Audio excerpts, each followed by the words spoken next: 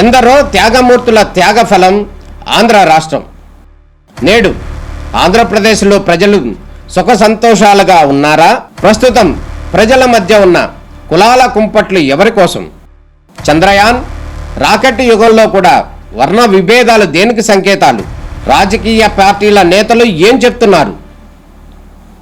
నేటి కాలంలో ప్రపంచాన్ని శాసించే మన యువత మేధాశక్తి ఏం కోరుకుంటుంది? తెలుసుకోవాలంటే ఆంధ్ర యువగలం. ప్రజల మాటే మా నోట.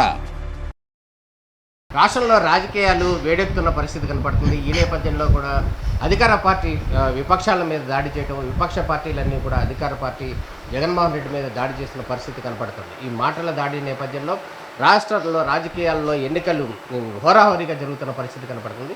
ఎంతో రాజకీయ చైతన్యం ఉన్నటువంటి అవనగడ్డలో రాష్ట్రంలో ఉన్నటువంటి ఎన్నికలు ఒక ఎత్తుగా ఉంటా, అవనగడ్డలో ఉన్నటువంటి ఎన్నికలు మరో ఎత్తుగా జరుగుతున్నటువంటి ప్రక్రియలో ఈ నేపథ్యంలో మండలి బుద్ధప్రసాద్ గారు, అదేవిధంగా సింహాద్రి రమేష్ సిట్టింగ్ ఎమ్మెల్యే ఉన్నటువంటి వారు కూడా పోటీ చేస్తున్న పరిస్థితి కనపడుతుంది. ఈ నేపథ్యంలో మండలి బుద్ధప్రసాద్ యొక్క విజయాన్ని ఆకాంక్షిస్తూ కూడా ఆయన తనయుడు మండలి వెంకట్రామ్ అండ్ రాజా ఈయన విస్తృతంగా కూడా ప్రజల్లో పర్యటిస్తున్న పరిస్థితి కనపడుతుంది. ఈ నేపథ్యంలో ఇక్కడ అవనగడ్డ నియోజకవర్గంలో రాజకీయాలు ఏ విధంగా ఉన్నాయి, అదేవిధంగా మండలి బుద్ధప్రసాద్ గెలుపు అవకాశాలు ఏ విధంగా ఉన్నాయి అనే విషయాన్ని మండలి బుద్ధప్రసాద్ గారి తనయుడుగా ఉన్నటువంటి రాజాతో మాట్లాడదాం. ఆయనతో మరిన్ని విషయాలు షేర్ చేసుకున్నాం. నమస్కారం సార్. నమస్కారం అండి. ఎట్లా ఉంది సార్ అవనగడ్డ నియోజకవర్గంలో ఉన్నటువంటి పరిస్థితి ఎట్లా కనిపిస్తుంది? అంటే రాజకీయ పరంగా అయితే ఇప్పుడు బుద్ధప్రసాద్ గారికి ఎలా కావాలి అని చెప్పి ప్రజలందరూ కూడా ఎదురు చూస్తూ ఉన్నారు. గత 5 సంవత్సరాలుగా ఇక్కడ సింహాద్రి రమేష్ బాబు గారు చేసిన అరాచకాలకు కానీ, వారు చేసిన జగన్మోహన్ రెడ్డి గారు చేసిన అరాచకాలు కానీ ప్రజలు ఎప్పుడు ఎన్నికలు వస్తాయా, ఎప్పుడు వారిని దించి మళ్ళీ బుద్ధప్రసాద్ గారిని గెలిపించుకోవాలా అని చెప్పి గత చాలా కాలంగా ఎదురు చూస్తూ ఉన్నారు. అది ఇప్పుడు వచ్చింది, దగ్గరికి వచ్చింది. రేపు మంచి మెజారిటీతో గెలవబోతున్నారు బుద్ధప్రసాద్ గారు కానీ, బాలశౌరి గారు కానీ ఇద్దరు. ఎందుకంటే అభివృద్ధి చేసే నాయకులు, వీరి కోసం ప్రజలందరూ కూడా ఉన్నారు. రాజకీయ ప్రాధాన్యత ఉన్నటువంటి మండలి వెంకటకృష్ణారావు గారికి, అదేవిధంగా మండలి బుద్ధప్రసాద్ గారు కూడా ఈ నియోజకవర్గంలో అందరికీ స్థిరపరిచేతులే. ఈ నేపథ్యంలో గతంలో కూడా కాంగ్రెస్లో ఉన్నారు, అంతకుముందు మళ్ళీ టీడీపీలోకి వెళ్ళారు, మళ్ళీ జనసేనలోకి వచ్చారు. అంటే వీరు అనుతున్నది ఏంటంటే ఇప్పుడు బుద్ధప్రసాద్ గారు 3 పార్టీల నుంచి మారి వచ్చాడు కాబట్టి ఇప్పుడు ఓటు షేరు అనేది వానికి రాదు, జనసేన పార్టీకి షేర్ అవ్వదు కాబట్టి వైసీపీని ఎమ్మెల్యేనే గెలుస్తాడు అని కూడా వారు చెప్తున్న పరిస్థితి కనపడుతుంది. అటువంటిది ఏం లేదండి. ఎందుకంటే ప్రజలు ఈరోజు విసిగెత్తిపోయారు. ఈరోజు ఈ జగన్మోహన్ రెడ్డి గారి పరిపాలన కానీ, ఇక్కడ సింహాద్రి రమేష్ బాబు చేసిన అరాచకాలకు కానీ జనాలు ఎప్పుడు దించుదామా? ఎందుకంటే బుద్ధప్రసాద్ గారిని చూశారు, గతంలో 3 సార్లు ఆయన ఎమ్మెల్యేగా ఈ నియోజకవర్గాన్ని పనిచేశారు.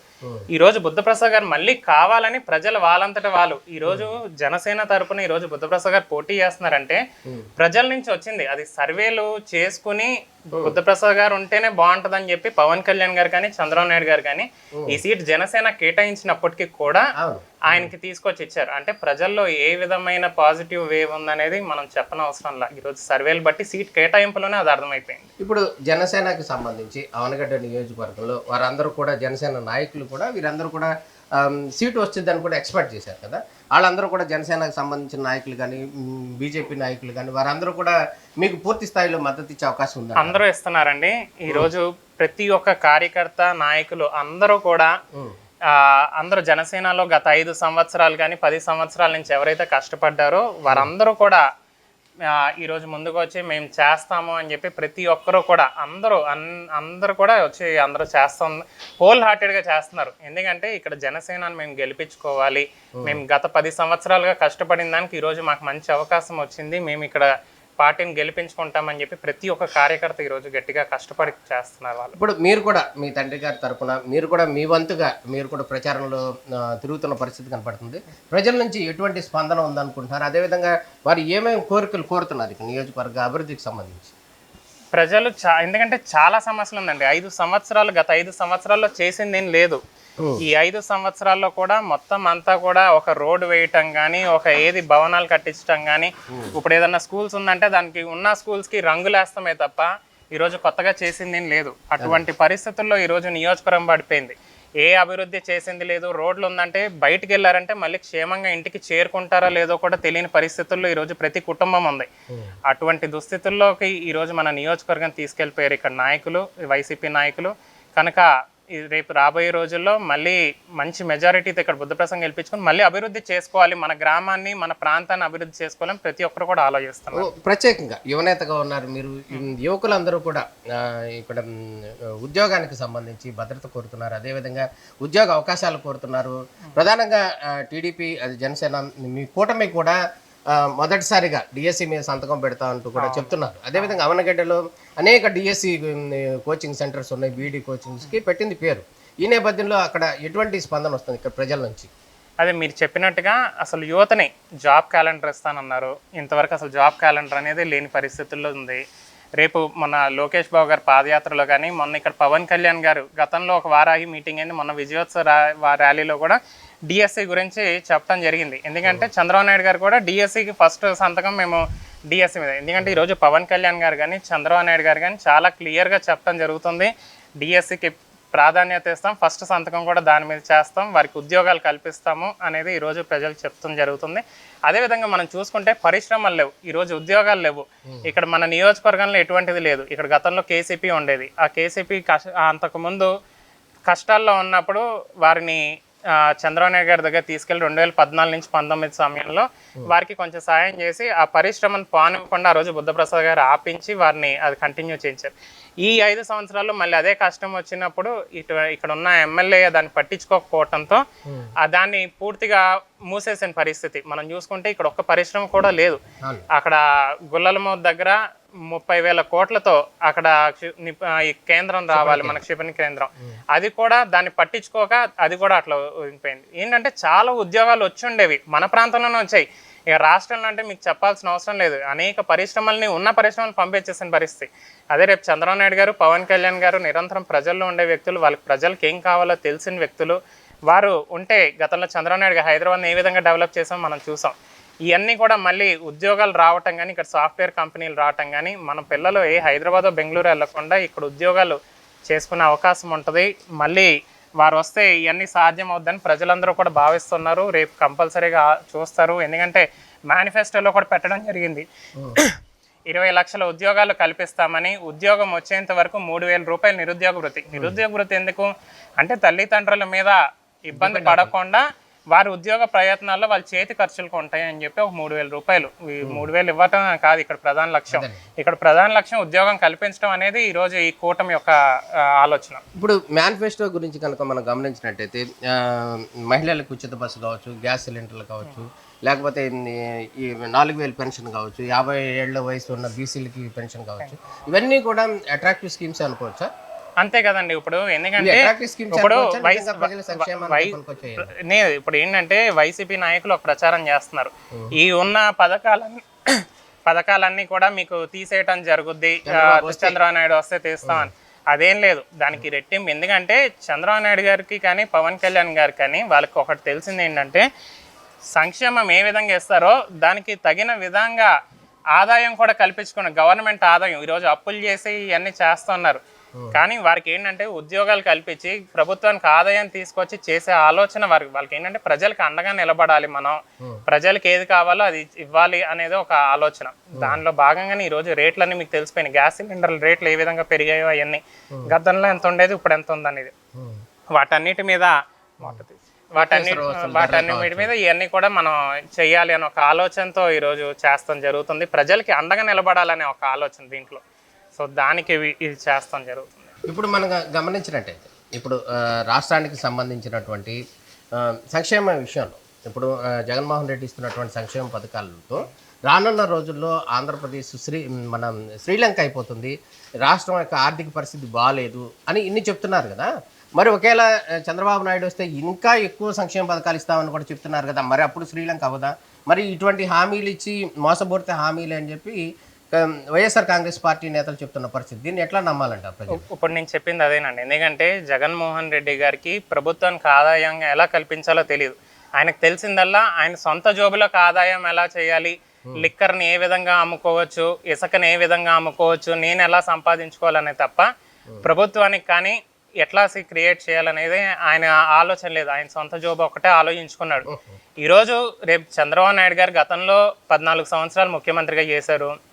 పవన్ కళ్యాణ్ గారు 10 సంవత్సరాలుగా ప్రతిపక్షం నుండి ఇక్కడ తిరుగుతూ ఉన్నారు ఆయన. సో వీరికి ఏంటంటే రేపు ఏ విధంగా ఆదాయం కల్పించవచ్చు అనేది వాళ్ళకి ఫుల్ క్లారిటీతో ఉన్నారు. సో ఈరోజు పేదవాడిని కూడా ధనవంతుడిగా చెయ్యాలి. అదేవిధంగా ఎప్పుడైతే వాళ్ళు ధనవంతులు అవుతారో వాళ్ళు ఖర్చు పెట్టుకునే సామర్థ్యం పెరుగుద్ది. ప్రభుత్వానికి పన్నుల రూపంలో కానీ ఏదైనా కానీ వచ్చి దాన్ని ఏంటంటే తగిన విధంగా చేస్తారు. సో ఏంటంటే వీళ్ళలాగా అప్పులు చేసి కాదు, ఇది ఏంటంటే మనం ఆదాయం కల్పించే ఆలోచన వాళ్ళకు ఉంది. అది మీరు చూస్తుంటే మేనిఫెస్టో అనౌన్స్ చేసిన రోజునే చెప్పారు, నేను ఆదాయం పెంచి వీరికి ఇస్తానని కూడా వారికి చెప్పడం జరిగింది ఆ రోజు చంద్రబాబు నాయుడు గారు. ఓకే, ఇప్పుడు మన దివిసీమ ప్రాంతానికి సంబంధించి గతంలో కూడా మనం గమనించినట్టయితే ఎంతో టూరిజం ప్లేస్గా ఉంది. అంశాల దీవి కావచ్చు, ఇట్లాంటి ప్లేస్. అదేవిధంగా ఈ టూరిజం డెవలప్మెంట్కి సంబంధించి ఏమైనా ప్రణాళికలు ఏమైనా ప్లానింగ్స్ ఏమైనా ఉన్నాయి సార్? మీరు గమనిస్తే గతంలో బుద్ధప్రసాద్ గారు అనేక కార్యక్రమాలు చేశారు.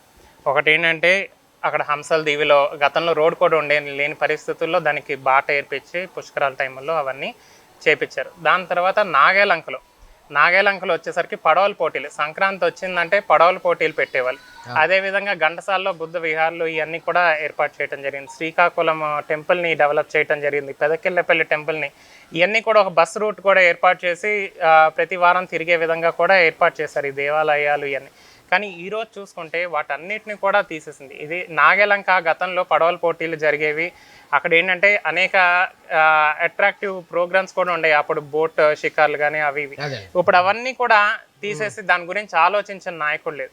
అక్కడ ఏంటంటే ఈ వాటర్ స్పోర్ట్స్ దీనిది అకాడమీ వస్తే దాన్ని బిల్డింగ్ కట్టారు కానీ దాన్ని ఓపెన్ చేయని పరిస్థితి ఈ 5 సంవత్సరాలు. అంటే ఈ ఎమ్మెల్యే ఏ విధంగా పనిచేస్తున్నాడు అనే దానికి నిదర్శనం. రేపు ఎందుకంటే బుద్ధప్రసాద్ గారు గతంలో కూడా అనేక మార్లు టూరిజం డెవలప్ చేయాలని చూశారు. ఎందుకంటే ఎప్పుడైతే టూరిజం డెవలప్ అవుద్దో, ఇప్పుడు మనం దుబాయ్ కానీ సింగపూర్లు కానీ ఇవన్నీ చూస్తే టూరిజం డెవలప్ అయినప్పుడు ఇతర ప్రాంతాల నుంచి వచ్చినప్పుడు అక్కడ ఉన్న వ్యాపారాలు కానీ అనేక రకాలు అవకాశాలు కలుగుతాయి. సో ఆ టూరిజంని డెవలప్ చేయాలనే మెయిన్ ఆలోచనతోనే ఎన్నిసార్లు గెలిచిన బుద్ధప్రసాద్ గారు అనేక కార్యక్రమాలు చేయడానికి ఒక ముఖ్య ఉద్దేశం. కనుక రేపు కూడా టూరిజాన్ని గతంలో ఏ విధంగా ప్రయత్నం చేసి కంపల్సరీ టూరిజం మరింత రెట్టింపు చేసే ఆలోచనలో ఉన్నాము.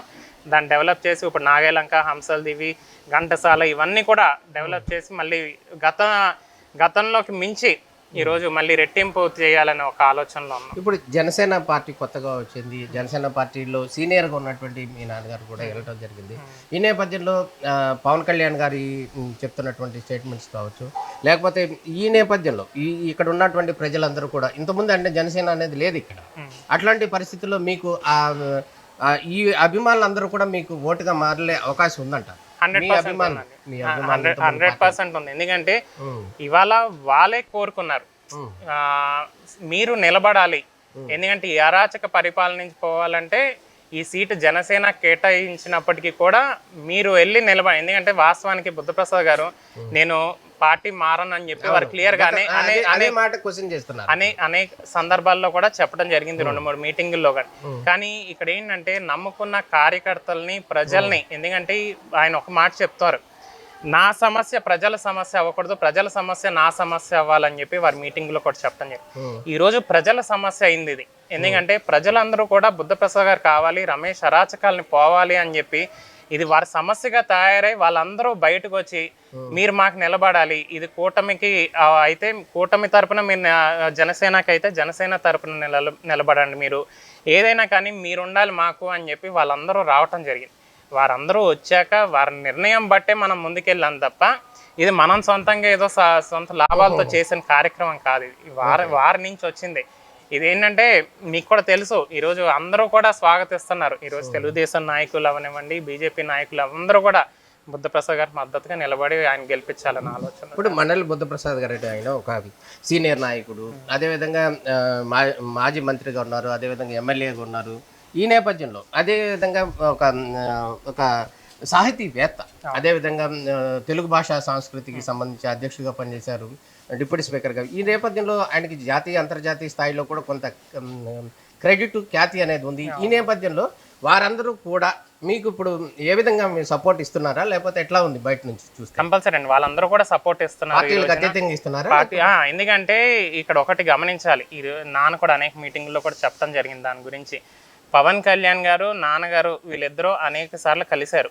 కలవటానికి కారణం ఏంటంటే పార్టీకి రహితంగా తెలుగు భాషని ఏ విధంగా డెవలప్ చేయాలి, ఈ కల్చరల్ యాక్టివిటీస్ని ఎలా డెవలప్ చేయాలనే దాంతో అనేక గంటలు గతంలో మీటింగులు వారు అనేక కలిశారంటే ఈ సందర్భంగానే కలిశారు, పార్టీలకు సంబంధం లేకుండా. ఎందుకంటే వారిద్దరు అభిప్రాయాలు ఒకటే. పవన్ కళ్యాణ్ గారికి తెలుసు ఈరోజు ఈ కల్చరల్ కానీ భాషను కానీ ఎలా రక్షించాలో పరిరక్షించాలో ఆయన బాగా తెలిసిన వ్యక్తి కనుక దానికి ఆయన పూర్తిగా మద్దతు ఇస్తారు.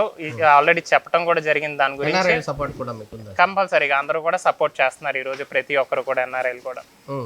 ఇక మొత్తానికి నియోజకవర్గంలో ఉన్నటువంటి సమస్యలన్నిటి కూడా మీకు అవగాహన ఉందంటున్నారు. అదేవిధంగా రానున్న రోజుల్లో ప్రజల్ని ఏం కోరదలుచుకున్నారు మీరు? ఈ నియోజకవర్గ ప్రజల్ని, అవనగడ్డ నియోజకవర్గంలో ప్రజల్ని మీకు ఓటు ఎందుకు వెయ్యాలి అంటే మీరేం చెప్పదలుచుకున్నారు? ఇవాళ ప్రజలందరినీ కూడా నేను కోరుకునేది ఏంటంటే ఈ అరాచక పరిపాలన అంతం చేయాలి. ఇక్కడ మళ్ళీ మనకి మంచి రోజులు రావాలంటే రేపు ఇక్కడ బుద్ధప్రసాద్ గారు అదే విధంగా బాలశౌరి గారు లాంటి వ్యక్తుల్ని మనం గెలిపించుకోవాల్సిన అవసరం ఉంది. వీరిద్దరూ కూడా అభివృద్ధి ప్రదాతలు, గతంలో అనేక అభివృద్ధి కార్యక్రమాలు చేశారు. ఇప్పుడు బాలశౌరి గారు అంటే టాపిక్, బాలశౌరి గారు బుద్ధప్రసాద్ గారు ఒక కాంబినేషన్, విన్నింగ్ కాంబినేషన్ గతంలో కూడా కలిసి చేసినప్పుడు ఈ నేపథ్యంలో ఆ కాంబినేషన్ ఎట్లా ఉంటుందంట రేపు? అప్పుడు గతంలో ఒకే పార్టీలో ఉన్నారు, మళ్ళీ ఇవాళ కూడా ఒకే పార్టీ. 2004లో వీరిద్దరూ కూడా కాంగ్రెస్ తరఫున ఆ రోజున ఎమ్మెల్యే ఎంపీగా నిలబడ్డారు. అప్పుడు తెనాలి నియోజకవర్గం కింద ఉండేది. మళ్ళీ ఇప్పుడు కూడా జనసేన తరఫున ఇద్దరు గాజు గ్లాస్ తరఫున పోటీ చేస్తూ ఉన్నారు కూటమి అభ్యర్థులుగా. మళ్ళీ గతంలో అనేక సేవా కార్యక్రమాలు అనేక కార్యక్రమాలు చేశారు ఆ టైంలో. మళ్ళీ అదే బెస్ట్ కాంబినేషన్ ఈ రోజు మళ్ళీ వస్తుంది రేపు. తప్పకుండా ప్రజలందరూ కూడా రెడీగా ఉన్నారు. వీరిద్దరిని గెలిపించుకొని మళ్ళీ మన ప్రాంతాన్ని అభివృద్ధి చేసుకుందాం అని చెప్పి ఈరోజు అందరూ వెయిట్ చేస్తూ ఉన్నారు. అదేవిధంగా ఇప్పుడు మనం గమనించినట్టయితే మన నియోజకవర్గానికి సంబంధించి ఈ విషయాలు కనుక మనం మాట్లాడితే ఇప్పుడు బీసీ, అదేవిధంగా మత్స్యకారులు కావచ్చు, లేకపోతే ఇతర అనేక వర్గాల ప్రజలందరూ కూడా అవనగడ్డ నియోజకవర్గంలో ఉన్నారు. వాళ్ళకు ఏదండి ఒక సంస్థలు కానీ లేకపోతే పరిశ్రమలు కానీ లేవని, ఆ పరిశ్రమలు తీసుకురావడానికి ఏదన్నా మీరు ఏమన్నా ప్రయత్నం చేయాలి? ఇప్పుడు అదే కదండి చెప్పింది. కంపల్సరీగా ఇప్పుడు ఆ గుల్లల మోద ఆ క్షిపణి కేంద్రాన్ని మళ్ళీ తిరిగి తీసుకురావాలని ఒక ఆలోచన చేస్తున్నారు. ఎందుకంటే అది కంప్లీట్ అక్కడ బీసీ ఏరియాలో ఉంది. ఎందుకంటే వాళ్ళకి ఉపాధి వస్తుంది దాని ద్వారా. అది 30,000 కోట్ల ప్రాజెక్ట్ అది. సో దాని ద్వారా అక్కడ రావటం కానీ, అదే విధంగా మత్స్యకారులకి 30,000 కోట్లు. దాని తర్వాత ఇక్కడ మన ఈ బోట్లు కానీ ఈ సంక్షేమం ద్వారా బాలశౌరి గారు కూడా మాట ఇవ్వటం జరిగింది. కేంద్రం నుంచి కూడా ఆయన తీసుకొచ్చి చేస్తానని చెప్పి వారు కూడా చెప్పడం జరిగింది. 3 కోట్ల ఎంతో చెప్పినట్టున్నారు, ఏదో నాకు సంఖ్య కరెక్ట్గా గుర్తులేదు. సో కేంద్రం నుంచి కూడా వారికి ఏంటంటే ఒక నిధి తీసుకొచ్చి వాళ్ళకి అండగా నిలబడి ఈ బోట్లు డెవలప్మెంట్లో కానీ ఇట్లన్నింటిలో కూడా వారు చేస్తా అని చెప్పింది. అదేవిధంగా ఈరోజు ముఖ్యంగా యువత వాళ్ళు ఏంటంటే డిగ్రీలు చదువుకొని ఖాళీగా ఉంటున్నారు. వారికి ఉద్యోగం కల్పించాల్సిన అవసరం ఉంది. ఇక్కడ పరిశ్రమలు తీసుకురావాల్సిన అవసరం ఉంది. తప్పకుండా ఇక్కడ తగిన విధంగా ఇక్కడ ఏ పరిశ్రమలు సెట్ అవుతాయో ఇవన్నీ కూడా చూసి వారికి ఏర్పాటు చేయాలి. ఎందుకంటే మీరు గమనిస్తే ఇక్కడ ఉల్లిపాలెం భవానీపురం బ్రిడ్జ్ అప్పుడు 2009 లోపు నాన్న బుద్ధప్రసాద్ గారు అక్కడ వేయించాలని ప్లాన్ చేశారు. కొన్ని కారణాల వల్ల అది ఎలక్షన్ లోపు అది అవ్వలేదు. తర్వాత ఆయన ఓడిపోయారు, మళ్ళీ పట్టించుకోవాలి. మళ్ళీ 14లో వారు గెలిచాక మళ్ళీ దాన్ని శాంక్షన్ చేపించి 18లో ఓపెన్ చేయించారు. ఆ బ్రిడ్జ్ ఓపెన్ చేయటం, ఆ బ్రిడ్జి యొక్క ఆలోచన ఏంటంటే ఆ రోజు బుద్ధప్రసాద్ గారికి 2 కారణాలు. ఒక కారణం ఏంటంటే ఏదన్నా విపత్తు వచ్చినప్పుడు వెంటనే జిల్లా హెడ్ క్వార్టర్స్ అయిన మచిలీపట్నంకి ఈజీగా వెళ్ళిపోవచ్చని. 2వ కారణం ఏంటంటే దాని అంతర్గతంగా అక్కడ పోర్ట్ వస్తుంది. పోర్ట్ రావటం ద్వారా కొన్ని ఎక్స్పోర్ట్ ఇంపోర్ట్ కంపెనీలు కానీ కొన్ని పరిశ్రమలు వస్తాయి ఇక్కడ మన ఆ పోర్ట్ దగ్గరలో. సో ఏదంటే ఈ ఉల్లిపాలెం బ్రిడ్జ్ ద్వారా మనకు దగ్గర అవుతుంది. ఇక్కడ మనం ఉల్లిపాలెము హంసలదివి ప్రాంతంలో అక్కడ మనం కొన్ని పరిశ్రమలు పెట్టచ్చు. సో ఈ ఎక్స్పోర్ట్ ఇంపోర్ట్ కంపెనీలు అక్కడ వచ్చినాయి అంటే దాని ద్వారా మనకు అటు చేయొచ్చు అని. కాకపోతే పోర్ట్ లేట్ అవ్వటం అవన్నీ కూడా రీల్ అయింది. తప్పకుండా రేపు రాబోయే రోజుల్లో పోర్ట్ పనులు పూర్తయిపోతాయి. పోర్ట్ ఓపెన్ అవుతుంది మనకి అక్కడ మచిలీపట్నం. సో ఆ ప్రాంతంలో కూడా కొన్ని మనం తీసుకొచ్చి అక్కడ కూడా మనం చెయ్యాలని ఒక ఆలోచన, అక్కడ కూడా ఉపాధి మనకు కల్పించే ఆలోచనలో ఉన్నారు ఈరోజు. ఓకే, ఓవరాల్గా కనుక గమనించే నియోజకవర్గ అభివృద్ధికి అయితే మీరు ప్రణాళికలు ప్లాన్ చేశారు, సంతోషం. అయితే ఇక్కడ ఉన్నటువంటి స్థానిక ఎమ్మెల్యే, ప్రజెంట్ ఉన్నటువంటి ఎమ్మెల్యే సింహాద్రి రమేష్ గారు ఏమని చెప్తున్నారంటే మండలి బుద్ధప్రసాద్ అనే ఆయన గడిచిన 4.5 సంవత్సరాలకు అందుబాటులో లేడు, ప్రజల్లో తిరగలేదు. కానీ ఈ మధ్య ఇప్పుడేదో వచ్చి తిరుగుతున్నాడు తప్ప నిజానికి ప్రజల్లో లేడు అని అంటున్నారు. దానికి ఏం చెప్తారు? అదే ఆయన కలండి, వాస్తవానికి లేనిది ఆయన. ఇక్కడ ప్రజలు ఈరోజు ఎందుకు బుద్ధప్రసాద్ గారిని కోరుకుంటున్నారంటే ఆయన ఏది వచ్చినా కూడా ఆ పక్కన మా షాడో ఎమ్మెల్యే ఆఫీస్కి వెళ్ళి కలిసినా కూడా నా షాడో ఎమ్మెల్యే ఎవరు వైసీపీ తరఫున ఇద్దరు కదా తెలీదు. అక్కడ కడవకల నరసింహారావు ఉన్నాడు, నడిపేదంతా ఆయనే, అందుకే ఆయన షాడో ఎమ్మెల్యే. ఈ ఎమ్మెల్యేనేమో ఏది వచ్చినా కూడా ఆయన మీద తోసేస్తాడు, మాట్లాడేది లేదు, ప్రజల గురించి ఆలోచించేది లేదు. ఈయన పనులల్లా వాళ్ళిద్దరు పనుల్లో ఒకటే, ఇసుక మట్టి ఎలా దోచుకోవాలి, జోబులు ఎలా నింపుకోవాలి, ఎలక్షన్ టైంలో డబ్బులు ఇచ్చి ఎలా ప్రలోభ పెట్టాలి అని ఒక ఆలోచనే తప్ప వాళ్ళకి ప్రజల గురించి ఆలోచించే ఆలోచన లేదు. ఈరోజు ప్రజలు అందుకే అందరూ ఎదురు చూస్తున్నారు, ఎప్పుడు ఎన్నికలు వస్తాయా, ఎప్పుడు మళ్ళీ వీళ్ళని గెలిపించుకుందామా బుద్ధప్రసాద్ గారిని అని చూస్తున్నారు. ఇది ఇదే విధంగా మీరు ఇంకో విషయం కనుక మనం మాట్లాడితే, మీరు కానీ మీ సత్యమణి గారు కూడా, అదేవిధంగా మీ బావగారు కూడా, అందరూ కూడా బుద్ధప్రసాద్ గారిని గెలిపించాలని తిరుగుతున్నారు కదా, వారి నుంచి స్పందన ఎట్లా ఉందంటారు? ఒక మాటలో చాలా బాగుందండి. కుటుంబం అంతా కూడా తిరుగుతున్నారు, అందరూ కూడా ఎందుకంటే గ్రామాల వైపు వెళ్తున్నారు, ఎందుకంటే చాలా తక్కువ టైం అయిపోయింది. సో అండగా ఈరోజు నాన్నగారు సపోర్ట్గా అందరూ ఇటు మా అక్క వాళ్ళు తిరుగుతున్నారు, బావలు తిరుగుతున్నారు, మా వైఫ్ తిరుగుతుంది, మా పిన్నులు బాబాయిలు అందరూ కూడా వారంతటా, ఎందుకంటే ఎవరికి వాళ్ళకి వాళ్ళు తోచినంత వరకు వారు సాయం చేయటానికి ఈరోజు ముందుకు వచ్చారు. నాన్నగారిని గెలిపించుకోవాలని ఒక ఆలోచన, మళ్ళీ ఈ నియోజకవర్గాన్ని ఈ ప్రాంతాన్ని మళ్ళీ బాగు చేసుకోవాలని ఆలోచన. ఎందుకంటే గత 5 సంవత్సరాల్లో ఎటువంటి డెవలప్మెంట్ లేకుండా వెనక్కి పడిపోయాం. ఈ రాబోయే 5 సంవత్సరాల్లో ఈ 5 సంవత్సరాలు డెవలప్మెంట్ చూసుకోవాలా లేదంటే అసలు ఫ్యూచర్ని చూసుకోవాలనేది అర్థం కావట్లేదు. అప్పుడు మనం 10 సంవత్సరాలు వెనక్కి వెళ్ళిపోయినట్టు ఈరోజు మనం గెలిచినా కూడా అమరావతి రాజధాని అనేది పూర్తిగా కొలాప్స్ అయిపోయిన పరిస్థితి కనపడుతుంది. ఈ నేపథ్యంలో యువత ఏం కోరుకుంటున్నారు? నిజంగా రాజధాని ఉండాలంటున్నారా లేదంటున్నారా? తప్పకుండా రేపు మళ్ళీ తెలుగుదేశం, జనసేన, బీజేపీ కూటమి ప్రభుత్వం వస్తుంది, గెలుపు ఖాయం. అది ఆల్రెడీ అందరికీ కూడా తెలుసు. అది మళ్ళీ అమరావతి రాజధానిగా ఉంటుంది. నిన్న నరేంద్ర మోడీ గారు కూడా దాని గురించి మాట్లాడటం జరిగింది. మళ్ళీ అమరావతిని డెవలప్ చేసుకొని మళ్ళీ అన్ని పరిశ్రమలు, ఉద్యోగాలు అక్కడ తెప్పించుకొని పిల్లలు తల్లిదండ్రులకి దగ్గరలోనే ఈరోజు ఉద్యోగాలు కల్పించుకునే అవకాశం ఇక్కడ ఈ ప్రాంతం వాళ్ళకు ఉంది. సో అక్కడ ఉద్యోగాలు కల్పించి మళ్ళీ వారందరికీ కూడా అమరావతిలోనే నడుస్తుంది మొత్తం. ఇప్పుడు జనసేన పార్టీ నుంచి ఇప్పుడు ఎమ్మెల్యేగా నాన్నయ్య గారు పోటీ చేస్తున్న పరిస్థితి, జనసేన పార్టీ అనేది నిజంగా కులాలకు అతీతంగా ఉన్న పార్టీయా లేకపోతే ఒక కమ్యూనిటీకి సంబంధించిన పార్టీ అని మీకు ఎటువంటి రెస్పాన్స్? కులాలకి అతీతంగా అనేక సందర్భాల్లో పవన్ కళ్యాణ్ గారు అది చెప్పడం జరిగింది. ఎందుకు మొన్న ఇక్కడ మన అవనగడ్డలో మీటింగ్లో కూడా బుద్ధప్రసాద్ గారు కానీ పవన్ కళ్యాణ్ గారు కానీ అది క్లియర్గా చెప్పడం జరిగింది. అందరూ ఎందుకు అన్ని కులాలని సమానంగా చూస్తారు వాళ్ళు.